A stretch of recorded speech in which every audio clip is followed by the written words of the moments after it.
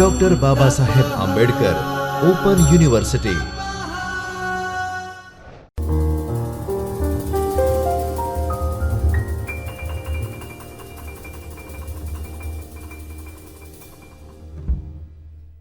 નમસ્કાર વિદ્યાર્થી મિત્રો, હું professor Yogendra Parekh doctor Baba Saheb Ambedkar open યુનિવર્સિટીના ચૈતન્ય સ્ટુડિયોમાંથી આપ સૌનું હાર્દિક સ્વાગત કરું છું. અનુસ્નાતક કક્ષાએ MA પાર્ટ 1 ઉમાશંકર જોશી, ગ્રંથકાર ઉમાશંકર જોશીનો અભ્યાસ કરવામાં આવે છે. તેમાં આપ સૌ જાણીએ છીએ, આપણે સૌ, કે કવિ, વાર્તાકાર, એકાંકીકાર, વિવેચક એમ અનેકવિધ ભૂમિકાએ ઉમાશંકર જોશીએ ગુજરાતી સાહિત્યમાં પ્રદાન કર્યું છે. નિબંધકાર તરીકે પણ, વિવેચક તરીકે પણ. એટલે ગદ્યકાર ઉમાશંકર જોશીમાં વાર્તાકાર ઉમાશંકર જોશી વિશે આપણે અવારનવાર વાત કરતા રહીશું.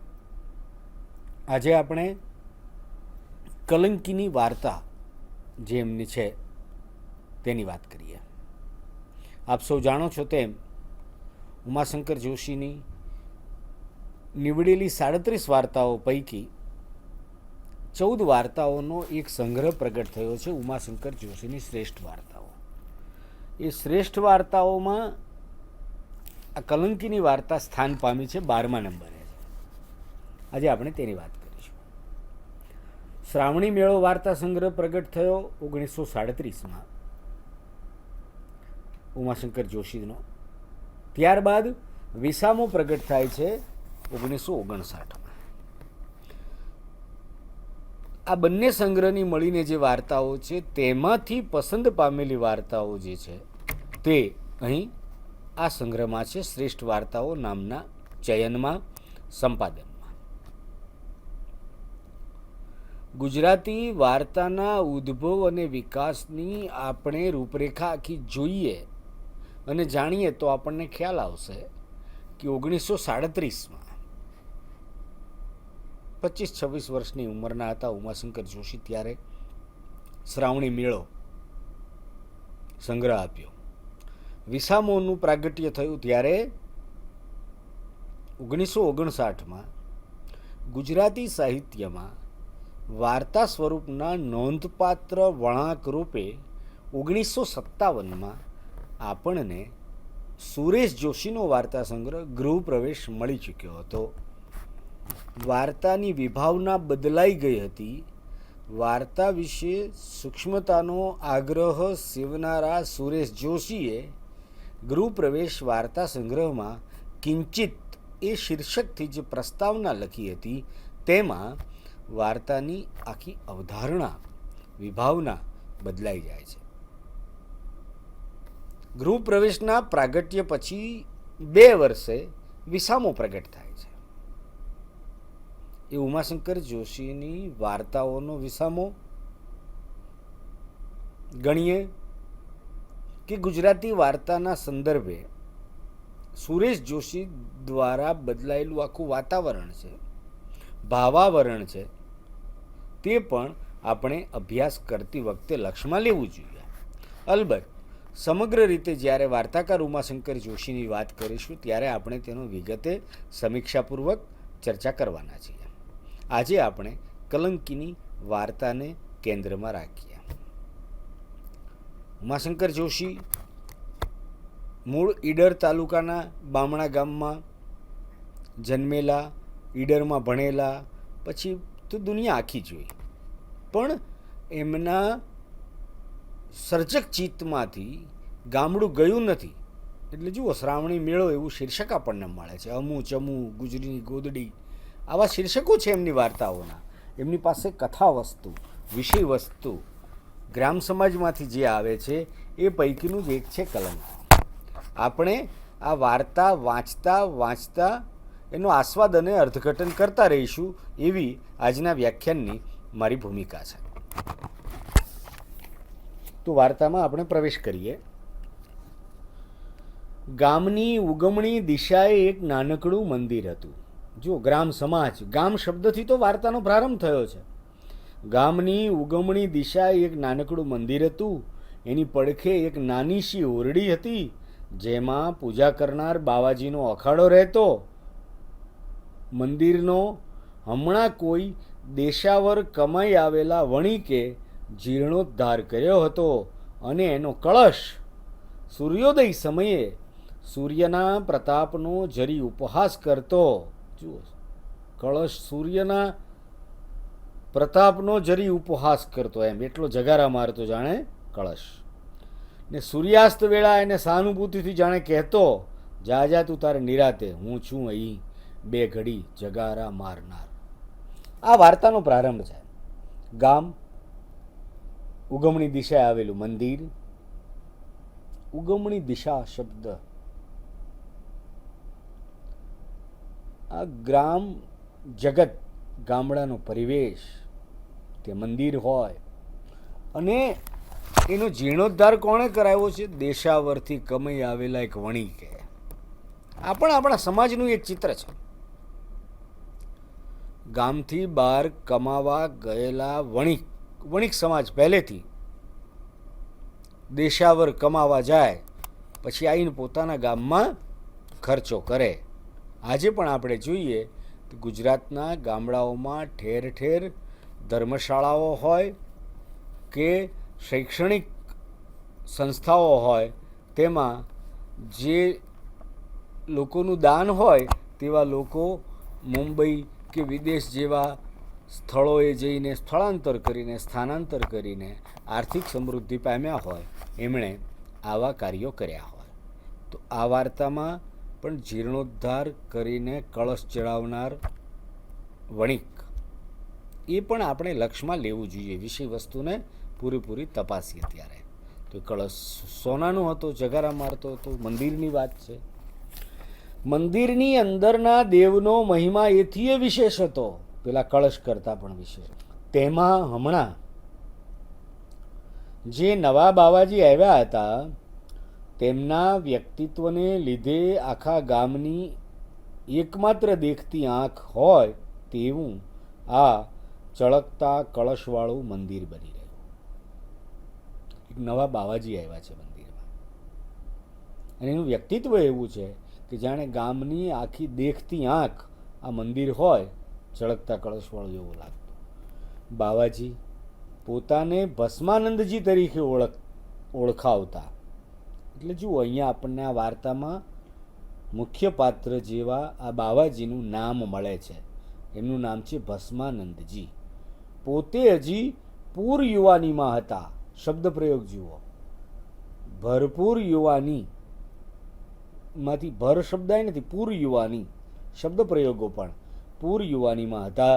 માંડ 30 થયા હશે, 30 વર્ષનો યુવાન સાધુ, પણ અદ્ભુત તુચ્છકારથી બોલતા. અદ્ભુત તુચ્છકારથી, તુચ્છકારની આગળ પાછું અદ્ભુત વિશેષણ છે.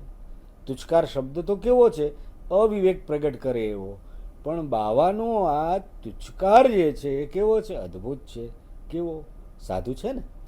એટલે સબ કુછ ભસ્મ કર ડાલા, સબ કુછ ये दुनिया में क्या राख सिवा कुछ है बताओ तो. આવું બોલતા યુવાન સાધુ, એનો પરિચય આપી દીધો લેખકે. નામ ભસ્માનંદજી. અને સાંભળનારાઓને આ યુવાન વૈરાગીની રજે રજ વાતમાં શ્રદ્ધા બેસતી.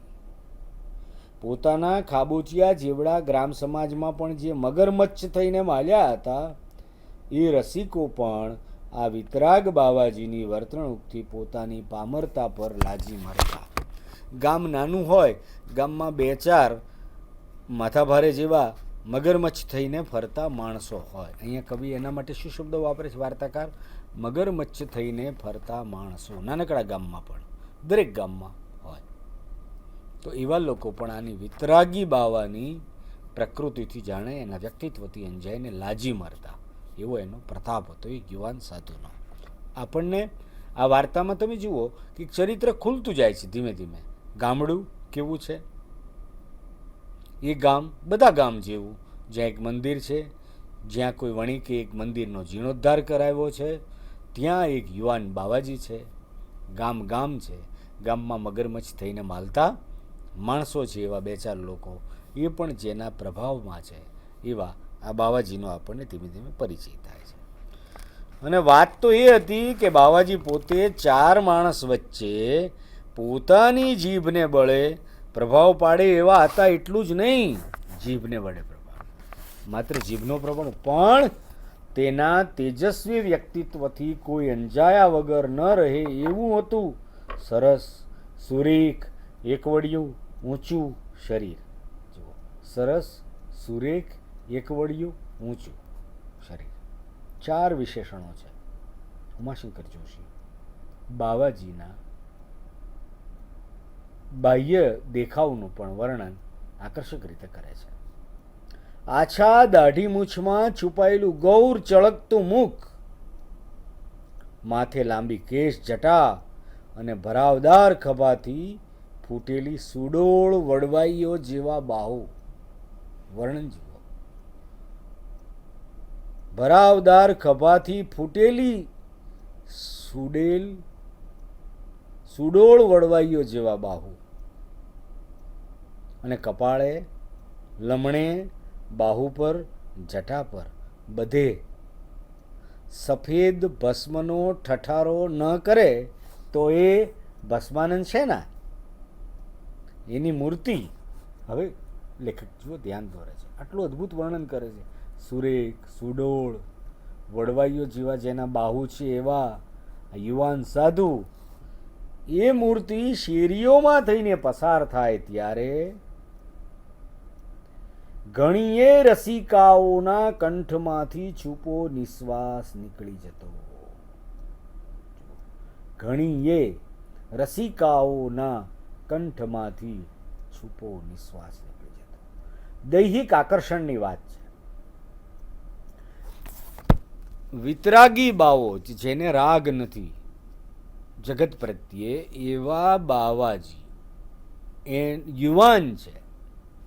એનું વર્ણન, એના દેખાવનું, આકર્ષક દેખાવનું વર્ણન કર્યા પછી સર્જક અહીંયા પહેલી વાર એક મમરો મૂકી દે છે. કયો?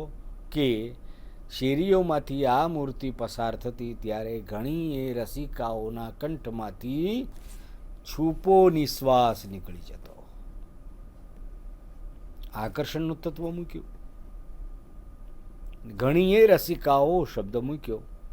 તરત આપણે વાર્તાના શીર્ષક વિશે વિચારીએ તો વાર્તાનું શીર્ષક છે કલંકિની. ધીમે રહીને સર્જક આપણને પ્રવેશ કરાવે છે વિષય વસ્તુમાં, વાર્તામાં, વિષયમાં ખેંચી જાય છે. ગ્રામવધુઓને બાવાજીની લાજ કાઢવાની આપણા રૂઢિશાસ્ત્રોએ રજા આપી નથી. જુઓ, ગામડાની વહુઓને બાવાજીની લાજ કાઢવાની આપણા શાસ્ત્રોએ રજા આપી નથી. પૌરુષેય રૂપ કેવું હોઈ શકે એની ખાતરી સૌ કોઈ પોતાની આંખો વડે બેધડક કરતું. પણ ભસ્માનંદજી વિશે આજ 4 વર્ષ થયા છતાં આડી અવળી નજર પણ એમણે નાખી હોય એવી અફવા સુદ્ધા પ્રચાર પામી શકી નથી. નહીંતર ગામડામાં તો બધી થાય, અફવાઓ પણ થાય કે બાવાજી આમ છે તેમ છે, કોઈને કોઈ બોલનારું નીકળે, પણ એવું આ બાવાજી વિશે નથી. અને અગાઉ એમના વિશે વિતરાગી શબ્દ વપરાયો છે. જેને રાગ નથી સંસાર પ્રત્યે, એવો આ સાચુકલો સાધુ છે એવું આપણને વાર્તામાં આટલે પહોંચ્યા ત્યાં સુધી જણાય છે. બાવાજીએ પોતે આ ગામને પોતાનું સ્થાનક ગણ્યા પછી મંદિરની પેલી ગમની બધી ઉજ્જડ જમીનને કેળવી સુંદર બગીચો કર્યો છે. શરીર શ્રમમાં માને છે બાવાજી. એની પેલી પાસની જમીનને ખેડાવવા પણ માંડી છે. મંદિરનો કૂવો બગીચાની વચ્ચે આવે એવી રચના થઈ છે. સવારે વહેલા ઉઠી બળદોની સંગાથે ખેતરે જતા ખેડૂતો પહેલો કૂકડો બોલ્યો ન હોય તે વખતે કૂવાની ગરેડીનો કિચૂડ કિચૂડ અવાજ સાંભળે છે. એટલે કૂકડો બોલે એ પહેલાં તો કૂવો જાગતો થઈ જાય છે. કોઈક બોલે, બાવાજી આટલા વહેલા શીતને ઉઠો છો, હજી તો અડધી રાત બાકી છે. તો સામેથી કે, અમારા તો સબ કુછ દિન હૈ, રાત તો સંસારીઓ કો. આ પણ કેવો સંકેત રચે છે. હમારા તો સબ કુછ દીન હૈ, રાત તો સંસારી લોગોं કો. આવું બાવાજીના મોઢે કહેવડાયું છે. આ બાવાજી એના શંખ ધ્વનિથી સીમ ગાજી ઉઠતી, સૌ સૂતેલા સળવળવા લાગતા ને ધીરે ધીરે કામે મંડી પડતા. ખુદ બાવાજી પોતે પણ આરતી કરી દીધા પછી બગીચાનું કામ સંભાળતા. બપોરની આરતી સુધી ચાલે એવું કંઈ ને કંઈ કામ, પાણી પાવાનું, ક્યારા કરવાનું, કાપકૂપ કરવાનું મળી રહેતું. એમણે હમણાં આખા ખેતરમાં જાય એમણે ચોમાસું ધાન્ય વવરાયું છે એટલે તેની પણ સાર સંભાળ રાખતા. એમનો આખો વખત આમ રોકાયેલો રહેતો. બપોર ચડવા આવે ત્યારે ફરી કૂવે સ્નાન કરી 2 રોટી પકાવી લઈ, આરતી કરી જમી લેતા. સાંજે પાછું બગીચા ખેતરનું કામ ને સાંજે આરતી. કોઈ આવ્યા ગયા જોડે ગપાટા ને ભજન. આ બાવાજી જુઓ, સમગ્ર વાર્તામાં જોશો તો ચારિત્ર શુદ્ધ તો છે પણ શરીર શ્રમ પણ કરે છે. બેઠા બેઠા મલાઈ ખાનારા, માલપુઆ ખાનારા આ બાવાજી નથી. આટલું એ વાર્તામાં રહેલા ભસ્માનંદજીનું ચરિત્ર આપણી સમક્ષ ઉજાગર થાય છે. એ સમગ્ર દિવસ દરમિયાન પણ ખેતી વાડી બગીચાની સાર સંભાળ રાખે છે. જે શરીર શ્રમ કરે છે એની વૃત્તિઓ પણ કેટલી શુદ્ધ હોય છે એવો વાર્તાની અંદર એક આપણે જોઈ શકીએ છીએ. એવો એક ભાવ સમાયેલો છે. મૂળ ગાંધીયુગના સર્જક છે ઉમાશંકર જોશી, અને એમણે તમામ પ્રકારના ગ્રામીણ સમાજમાં અને શહેરી જીવનમાં પણ તમામ પ્રકારના ચરિત્રોનું અવલોકન કર્યું છે. એમની અનુભવ સમૃદ્ધિ આ પ્રકારના આલેખનમાં કામ આવે છે. ઉમાશંકર જોશી લખે છે વાર્તાકાર, સામાન્ય રીતે બધા જ બાવાજીઓ આ ભસ્માનંદજી જેવા આ ગામને આંગણે આવ્યા હતા એમ કહેવાનો આશય નથી. એનો અર્થ એ છે કે આ જુદા છે, અને આવ્યા હોય તો એ ગામ લોકો એવા રહેવા જ દીધા હોય એમ નિવેદન કરવાની પણ શ્રદ્ધા નથી. ઘણીવાર આવ્યા હોય, કોઈ સારો બાવાજી આવ્યા હોય મંદિરમાં ગામના આંગણે, તો સારા જ આવ્યા હોય ભસ્માનંદજી જેવા જ એવું પણ મારે કહેવું નથી. અને આવ્યા હોય ને એને સારા રહેવા દીધા હોય, ઘણીવાર ગામ લોકો બગાડતા હોય છે. કેમ કે બીજા સૌની વાત તો જાણે કોરાણે મૂકો, પણ દખણાદી મેરના ફળિયાને છેડે રહેતી ભારાડી તરીકે જાણીતી બાળ વિધવા મંચીની વાગધારા જ્યાં સુધી અખંડ છે ત્યાં સુધી એ પ્રકારની હિંમત ભાગ્યે જ કોઈ કરી શકે. છડે ચોકે કહે જાય, આ મંદિરમાં ઝાડુ વાળવાનું, વાસણ માંજવાનું કામ પરંપરાથી મારું છે. કે બાવાજીથી એ થતું હશે? પરંપરાથી એટલે એમ ન સમજવું કે મંચાના ઘરના લોકો પેઢી દર પેઢી એમ કરતા આવેલા, પણ મંચાએ પોતે મંદિરમાં કેટલાય બાવાજી આવ્યા ને ગયા, વર્ષોથી પોતાની સેવા અર્પી છે આ મંચા. હવે એ કેવું પાત્ર છે? બાળ વિધવા.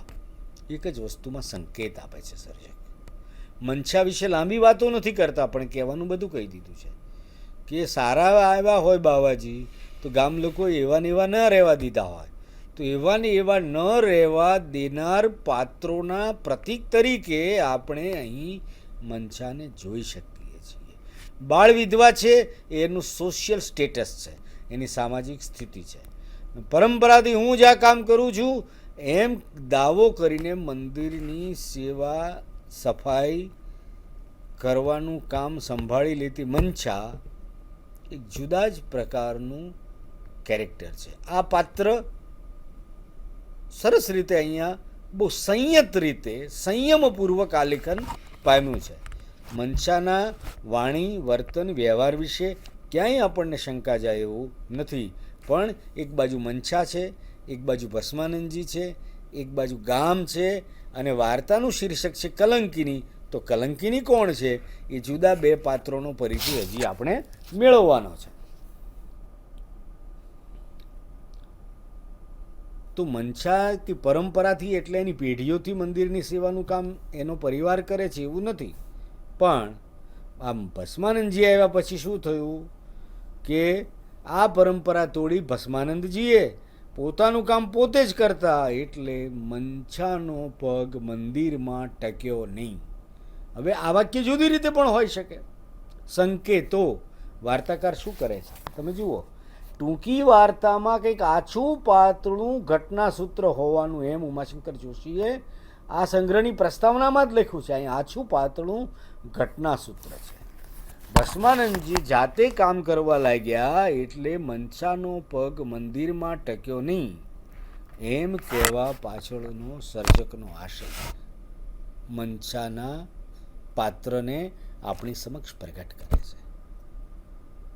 એ નહીં ટકવા જેવો પગ હશે એટલે ટક્યો નહીં એમ સર્જકે લખ્યું છે. નહીતર બીજી રીતે પણ લખી શક્યા હોત. તેથી મનસાને વિદાય આપવામાં આવી, મનસાનું સન્માન કર્યું અને હવે પછી તમારી સેવાઓની જરૂર નથી એવું કંઈ નથી લખ્યું. મનસાનો પગ મંદિરમાં ટક્યો નહીં. કેમ? કારણ કે મનસા જે કામ કે સેવા કરતી એ ભસ્માનંદજીએ જાતે શરૂ કરી દીધેલું. એનો અર્થ એ થયો કે આ ભસ્માનંદજીનું કેરેક્ટર, એ ચરિત્ર, એ પાત્ર ચિત્રણ જુઓ કે આકર્ષક છે, સુરેખ છે, સુડોળ છે, વડવાઈની જેવા એના બાહુઓ છે એવો ભસ્માંકિત યુવાન સાધુ પોતાનું કામ જાતે કરે છે. ચારિત્રનો શુદ્ધ છે. નહીતર મનસાની સેવાઓ લેવાનું ચાલુ રાખ્યું હોત જે બીજા બાવાઓ ભૂતકાળમાં લઈ ચૂક્યા છે.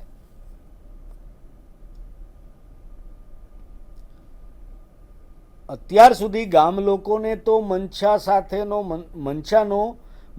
મંદિર સાથેનો જે સંબંધ હતો એ કોઠે પડી ગયો હતો એટલે કોઈ એમાં કંઈ વિક્ષેપ પાડતું નહીં, કોઈને નવાઈ પણ નહોતી લાગતી. આ વધારે પડતું લાગ્યું કે ભાઈ ભસ્માનંદજીએ મનસાને બંધ કરી દીધી, એ વધારે પડતું લાગ્યું. એટલે જુઓ, વધારે પડતું લાગવું શું છે? મનસાનું મંદિરમાંથી નીકળવું, ભસ્માનંદજી જાતે પોતાનું કામ કરે એ વધારે પડતું લાગ્યું. કારણ કે અગાઉ કોઈએ આવું કર્યું નથી. પણ કુદરતી રીતે સૌની આંખો બાવાજી તરફ તાજુબીથી જોઈ રહી. મંચીનો હક માર્યો ગયો. મંચી મંદિરમાંથી એનો હક જતો રહ્યો.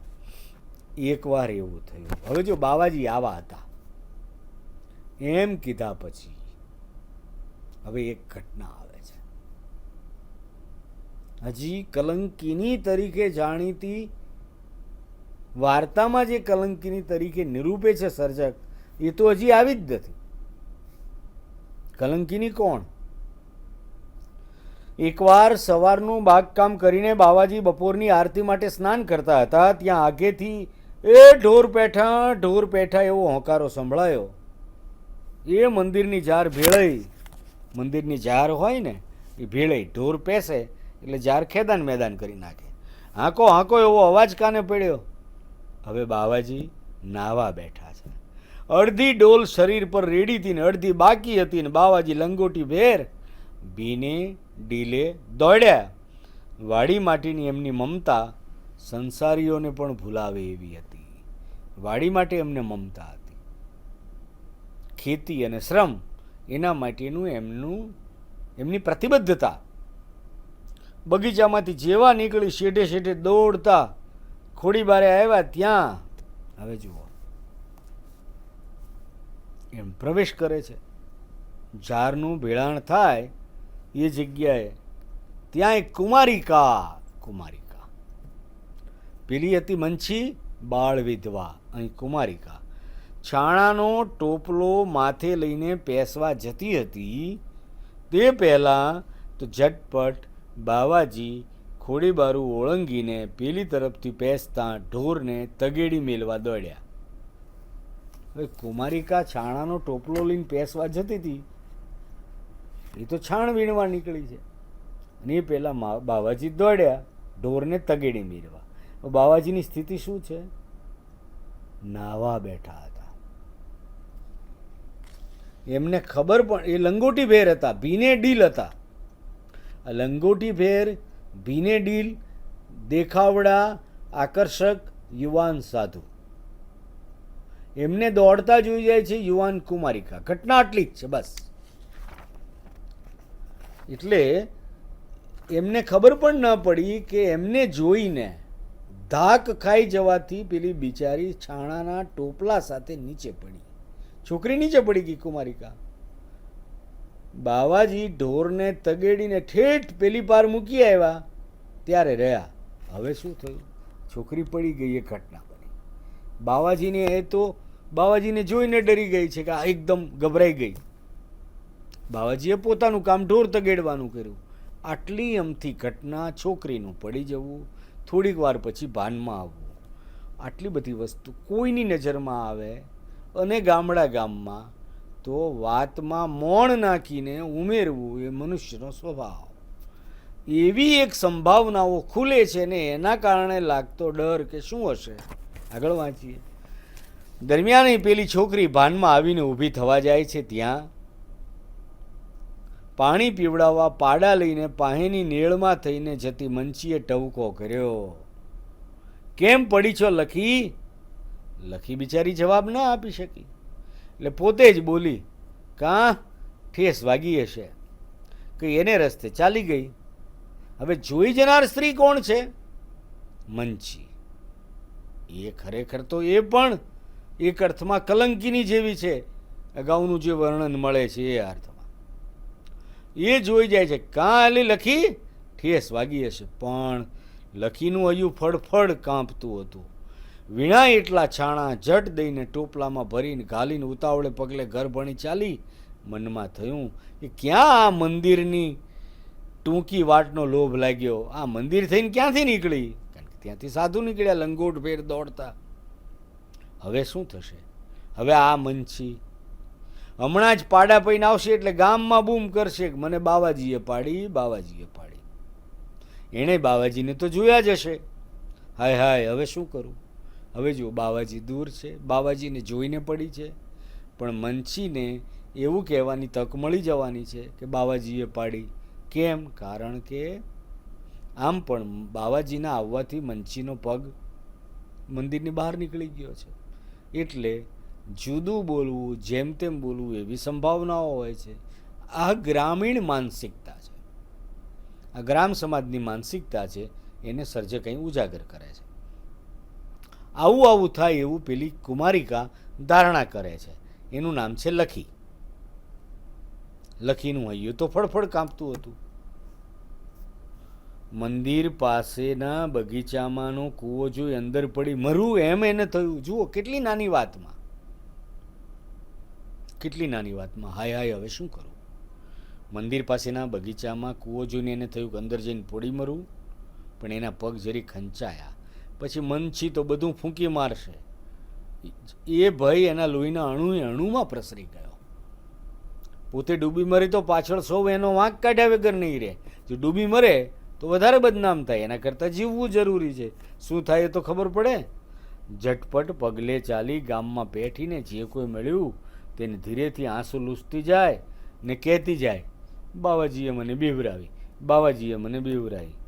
એને મનમાં વિશ્વાસ આવ્યો કે હવે છો ને મંચી એને કેવું હોય કહેતી ફરતી. મેં મારે સાચું હતું એ કહી દીધું. લખી ઘેર પહોંચી ત્યાં શું થયું? એ ઘટના ઘેર પહોંચી ચૂકી. નાનું એવું ગામ. પોતાને બાવાજીએ બીવરાવી એટલે રડી પડી. એટલે મંચી કાંઈ ભળતી સળતી વાત કહી દે એ પહેલાં પોતે જ એક કથાનક પ્રસરાવી દીધું. એક જુદું નેરેટિવ્સ ઊભું કરી દીધું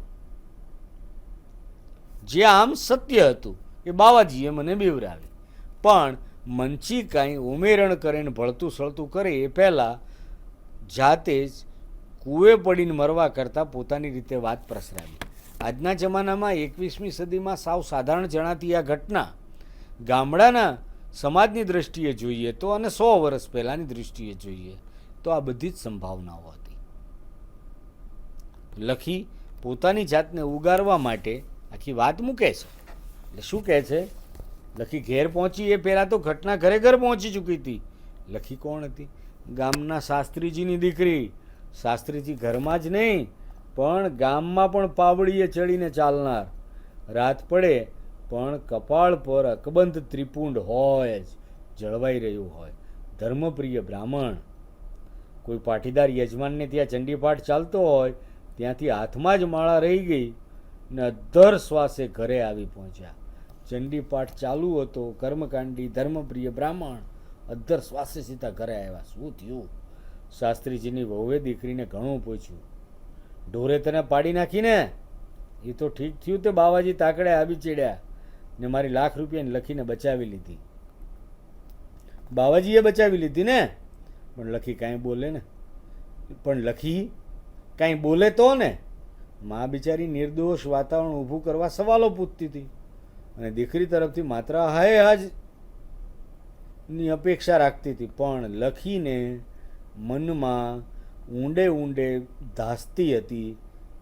ધાસતી એટલી હતી કે હવે પોતે શું હાય હા કહે, બધું જ મંચીએ ફૂંકી માર્યું હશે.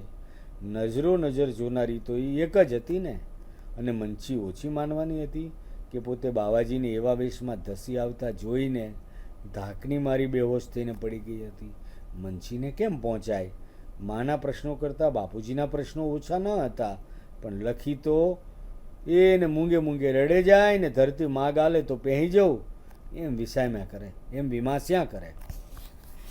એને મનમાં એમ થતું કે ધરતી માર્ગ આપે તો સમાઈ જવું. આ શું બધાના પ્રશ્નોના જવાબ આપવાના. એક બાજુ બાપુજી પણ પૂછતા હતા અને વાતાવરણમાં નિર્દોષતા છે એવું ચિત્ર ઊભું કરવાને ખરેખર તો નિર્દોષતા જ હતી. એ વસ્તુને ઉપસાવવા માં એમ પૂછતી જતી હતી કે તને બાવાજીએ બચાવીને પણ આ તો રડે જાય છે. વાતમાં કાંઈ આમ જુઓ તો નથી, પરંતુ સંભાવનાઓ, કલંક લાગવાની સંભાવનાઓ. એક ચરિત્ર ઉપર જળુંબે છે. એ ચરિત્ર કુમારિકાનું છે. એ કુમારિકા લખી છે અને એ લખી નામની કુમારિકા એક ધર્મપ્રિય બ્રાહ્મણની દીકરી છે. એટલે એના માટે વધારે ગ્રામ સમાજ મુજબ વધારે પડકારજનક સ્થિતિ છે, કસોટી છે. એક પછી એક સૌ આવીને ખબર પૂછી ગયા. જુઓ, પિતાજી તો દોડતા ચંડીપાઠમાંથી આવી ગયા છે. ભૂવો બોલાવીને વેમ કાઢી નાખવો હારો. બીજીએ કીધું પડી છે તો વાગ્યું કેટલું છે, ચલાતું પણ નથી. તો કોઈએ વળી કીધું દવા કરાવી લો વેળાસર. સૌ પોતપોતાને ત્યાં ગયા અને આખા ગામમાં ધર્મનો દંડો ચલાવનાર શાસ્ત્રીજીની દશા આવી લાવવા માટે વિધાતા ઉપર આફરીન થવા લાગ્યા કે આખા ગામમાં ધર્મનો દંડ ચલાવે છે, જુઓ શાસ્ત્રીજીની શું દશા થઈ. વાતમાં કંઈ નથી, આપણે જાણીએ છીએ, પણ ગામડાનો સમાજ કે શાસ્ત્રીજી દીકરી નિમિત્તે ગામમાં ક્ષોભજનક સ્થિતિમાં મુકાયા છે એવું તાત્પર્ય અત્યાર સુધીની વાર્તામાં સિદ્ધ થાય છે. એટલે વિધાતા ઉપર આફરીન થઈ ગયા ગામના લોકો. જુઓ, જે શાસ્ત્રીજીને પૂજાપાઠ માટે બોલાવે છે, ભૂદેવ ગણીને પૂજે છે, એ શાસ્ત્રીજી કફોડી સ્થિતિમાં મુકાય ત્યારે વિધાતા પર આફરીન થાય છે કે ધર્મ કરે છે આખા ગામમાં, પણ વિધાતા છે તે કોઈને છોડે એમ કરીને શાસ્ત્રીજીની ટીકા કરવાનું એક નિમિત્ત મળી ગયું છે. એ નિમિત્તને વિશે ગામ લોકો પાછા ખુશ છે. ટોળે વળે છે કોઈની દીવાનગી પર. દુનિયાના લોકો કેટલા મિલનસાર હોય છે, એના જેવી આ વાત છે. મને એ શેર એમ જ યાદ આવી ગયો અત્યારે. તો હવે મંચી ખબર પડી એટલે પાડા લઈને આવેલી મંચી પણ આંફળી ફાંફળી દિલસોજી બતાવવાનો રસ લૂંટવા લાગી. મેં તો જાણ્યું લખુડી તને ઠેસ વાગી હતી અને એમ કે ત્યારે તો ઓહો કઈ ખંધુ હસી. ખંધુ હસી, કંઈક જુદું થયું હશે એવી ધારણા ઊભી કરવા, એવી ધારણા પોતાના મનમાં છે એવી છાપ ઊભી કરવા લખી તરફ મંચી ખંધુ હસે છે. આપણને યાદ છે કે મંચી બાળપણમાં વિધવા થયેલી મંદિરની સેવા કરતી ખંધી સ્ત્રી છે, જેણે મંદિરમાં આ ભસ્માનંદજી પૂર્વે આવેલા બીજા બાવાઓની સેવા કરેલી છે. આજ તો લખી બોલી ઉઠી, બા મને ઠેસ જ વાગી હતી. મંચી કાકી તમે નહોતી દેખી મને? તમે પૂછ્યું તું પણ ખરું ને કે કેમ અલી લખી ઠેસ વાગી? કે બાપુજીને કહે કે ઠેસ વાગી એટલે હું પડી ગઈ હતી. એને મંચી કાકી? જુઓ, હવે લખી પોતે નિર્દોષ છે. કોઈ ગંભીર એવી ઘટના બની નથી કે જેના કારણે તેના અણિશુદ્ધ ચરિત્રને કલંક લાગે એવું દર્શાવવા માટે પણ આ રીતે પાછી ઠેસ વાગીતી પડી ગઈ હતી એવું બોલે છે. બાવાજી નાતા નાતા લંગોટ ભેર દોડ્યા છે એ આખી વાર્તામાં કલંક લાગી એવી શક્યતાના મૂળમાં રહેલી મોકાણ છે. હાસ તો બાવાજીનો બોલાસ તો મેં વાંઘા પર પાડા પાતા ઘણે આગે સાંભળ્યો તો ને લખી તો છેક મંદિર કને પડી હતી. મંચી બોલી. લખી રાજી થતી કૂદીને બોલવા લાગી, બાબા મને ઠેસ જ વાગી હતી, બીજું કંઈ નહોતું. મંદિરને લીધે એવું લાગ્યું એ તો. મંચી કાકીને પૂછને, મંચી કાકીને પૂછી જો, મને ઠેસ જ વાગી હતી, બીજું કંઈ નથી થયું એ કહેવા માટેની લખીની મથામણ. લખીએ, લખીની માએ ને મંચીએ ત્રણેય જણાએ અનેક વાર આ ખુલાસો ગામના દરેકે દરેક માનવીને આપ્યો, પણ લખીને કપાળે કલંક લાગી ગયું, લાગી જ ગયું. આ જુઓ, બધાને કહેવા ગયા કંઈ નહોતું થયું, ઠેસ વાગી હતી, કંઈ નહોતું થયું, ઠેસ વાગી હતી. ત્રણ જણા કહેવા ગયા એટલે કંઈક થયું છે એવી શંકાઓ બને. એ શંકાનું પરિણામ લખીના કપાળે લાગેલું કલંક. એ વાર્તાનું શીર્ષક કલંકની. બાવાજીને કંઈ જ કહેવાની કોઈની હિંમત નહોતી, પણ લખીને કપાળેલું કંઈક તો ગામનું વર્તન બદલાયું હશે. સંકેતો આપે છે લેખક. બાવાજીને કંઈ જ કહેવાની કોઈની હિંમત નહોતી, પણ જતે દાડે જાણ થતાં ગામ લોકો પર ખીજાઈ ચીપિયો પછાડી બાવાજી ત્યાંથી નીકળી ગયા, ચાલતા થયા. ડેરા ઉઠાવી લઈ ચાલતા થયા. લખીને પરણાવી વૃદ્ધાવસ્થા ભગવત ભજનમાં ગાળવા શાસ્ત્રીજી ઘણું એ ઈચ્છે છે, પણ જ્યાં પૂછવા જાય છે ત્યાં નાની ના જ મળે છે. શાસ્ત્રીજીની ઈચ્છા છે કે ભગવત ભજન ગાવા, વૃદ્ધાવસ્થા સારી રીતે ગાળવી, લખીને પરણાવવી, એને પરણાવવાની ઈચ્છા છે, પણ જ્યાં જાય ત્યાંથી નાની ના જ આવે છે. જુઓ, કલંક લાગી ગયું છે, લખીને કોઈ પરણવા તૈયાર નથી. હવે શું થયું? વાર્તાનો અંત. ગામમાં બીજા બાવાજી આવ્યા. મંચીએ પોતાનું પરંપરા પ્રાપ્ત કામ શરૂ કરી દીધું. મંચીને મળી ગયું કામ, શું? મંદિરનું. બીજા બાવાજી આવ્યા. ભસ્માનંદ નથી, હવે બીજા છે એ ભસ્માનંદ જેવા નથી. અને તેથી મંચીને મોઢે આગલા બાવાજીની વાત સાંભળી એમણે ઉદ્ગાર કાઢ્યો, ऐसा अभी मंदिर की और भी कुछ दौलत है जी. એ બાવાજીને આગલા બાવાજીની વાત પોતાની રીતે મંચીએ કરી હશે. આગલા બાવાજી એટલે ભસ્માનંદજી. શાસ્ત્રીજીનું પછી અવસાન થયું છે. એક જ લીટીમાં સર્જક સમાપન કરે છે. શાસ્ત્રીજીના મૃત્યુ પછીના વર્ષે ગામમાંથી આ બાવાજી અને લખી એક જ દિવસે અલોપ થઈ ગયા હતા, ભાગી ગયા. જુઓ, વાર્તા કેટલી રસપ્રદ છે. સંકેતો વાર્તામાં અત્યંત લાઘવપૂર્વક આ વાર્તા કહેવાય છે. ગામમાં આવેલા એક મંદિરમાં ભસ્માનંદજી નામના યુવાન સાધુ, એ મંદિરની આ ભસ્માનંદજી આવ્યા તે પૂર્વે સેવા કે સફાઈનું કામ કરતી મંચી નામની બાળ વિધવા, તેના ચારિત્ર વિશે સહેજ પણ ઘસરકો પડે એવું એક પણ વાક્ય સર્જકે વાપર્યું નથી, પરંતુ અત્યંત સંયત રીતે મંચીના ચરિત્ર વિશે લેખકે સંકેતો આપ્યા છે. એ મંચી મંદિરની સેવા કરતી, પણ ભસ્માનંદજીના આવ્યા પછી મંદિરમાં એનો પગ ટક્યો નહીં. આ પગ ટક્યો નહીં એમ કહેવા પાછળ જ સર્જકનું એક લાઘવપૂર્ણ સર્જકતા, ભાષાનો વિનિયોગ એ દેખાય છે કે મંચીનો પગ મંદિરમાં ન ટકે એવું તો એના વ્યક્તિત્વમાં કંઈક હતું. આ બાવાજી કેવા છે? ભસ્માનંદજી શરીર શ્રમમાં માને છે. એણે ખેતીવાડી સંભાળી છે, બગીચાની સંભાળ રાખે છે, આખો દિવસ પ્રવૃત્તિમાં વ્યસ્ત છે. ગામ ગપાટા કે ભજન જે કરે છે, સેવા, પૂજા, આરતી, એ બધામાં વ્યસ્ત એવો ગામનો આદર પામી ચૂકેલા આ સંત છે. અને એક વખત ખેતરમાં ઢોર ઘૂસતા ઝાડનું ભેલાણ થઈ રહ્યું છે એવી બૂમ પડતા નાતા દોડે છે બાવાજી, અને એક કુમારિકા નામે લખી, જે એક બ્રાહ્મણ, ધર્મપ્રિય બ્રાહ્મણ, કર્મકાંડી બ્રાહ્મણની દીકરી છે. એ બાવાજીને એમ દોડતા જોઈને પડી જાય છે, કારણ કે એ તો છાણ વીણવા નીકળેલી છે, અને એનું પડી જવું, પછી ઊભા થવું, એ બધું જોતી મંછી, પેલી બાળ વિધવા, જેની પાસેથી મંદિરની સેવા છીનવાઈ ગઈ છે, કારણ કે ભસ્માનંદજી બધું કામ જાતે કરી લેતા, એ મંછી જુદી રીતે આખા ગામ સમક્ષ વાત મૂકશે એવો આ લખીના મનમાં ડર છે. લખીની માં અને મંછી પણ ત્રણેય નાના ઠેસ વાગીતીને પડી ગઈ હતી. લખીને કંઈ થયું નથી.